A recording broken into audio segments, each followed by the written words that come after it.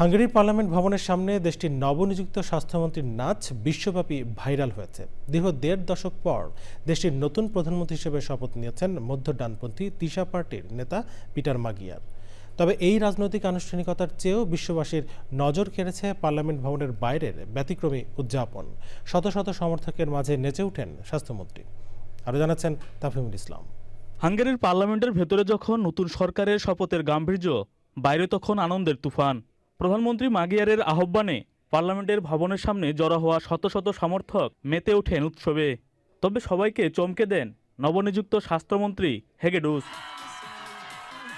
শত শত সমর্থকের করতালির মাঝেই মঞ্চে আবির্ভূত হন স্বাস্থ্যমন্ত্রী। তবে কোনো গতবাঁধা বক্তৃতা নয়, তিনি শুরু করেন সিগনেচার ডান্স। দীর্ঘ ১.৫ দশক পর দেশটির নতুন প্রধানমন্ত্রী হিসাবে শপথ নিয়েছেন মধ্য ডানপন্থী তিশা পার্টির নেতা পিটার মারগিয়ার। এই পরিবর্তনে মঞ্চের উপর ব্রিটিশ গায়িকা জালজার মিডনাইট গানের তালে হেগেডুস স্বতঃস্ফূর্ত নাচ যেন দীর্ঘদিনের রাজনৈতিক জড়তা ভাঙার প্রতীক হয়ে দাঁড়ায়।